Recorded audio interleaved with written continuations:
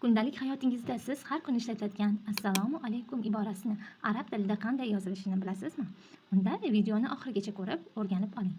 Buning uchun arab tilidagi 7 dona harf va 4 ta belgidan foydalaniladi.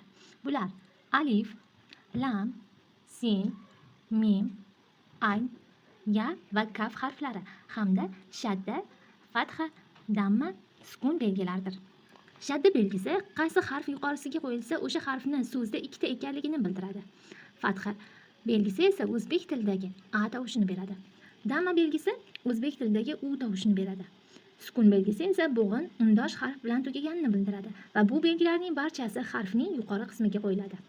Endi assalomu alaykum so'zini yozishga harakat qilamiz. Mana ekranda assalomu alaykum iborasi arab tilida yozilgan. Endi keling o'zimiz birma-bir harflarni ketma-ket ishlatgan holda bu iborani arab tilida yozib ko'ramiz. Dastlab alif harfini yozamiz. Uni tepasiga fatha belgisini qo'yamiz. Keyin esa lam harfini yozamiz. Undan so'ng sin harfini yozamiz. E'tibor bering, ikkinchisida lam harfini yozgan bo'lsak-da, u harf talaffuz qilinmaydi. Sinning yuqorisiga shadda belgisini qo'yib, uni tepasiga fatha belgisini qo'yamiz. Bu assa deb o'qiladi. Chunki shadda belgisi qaysi harf yuqorisiga qo'yilsa, o'sha harfni ikkilantiradi. Davomida lam harfini yozib, yuqorisiga fatha belgisini qo'yamiz va undan so'ng alif harfini yozamiz. Keyin esa mim harfini yozib, uni yuqorisiga damma belgisini qo'yamiz. Assalomu deb yozdik. Endi alaykum so'zini yozishga harakat qilamiz.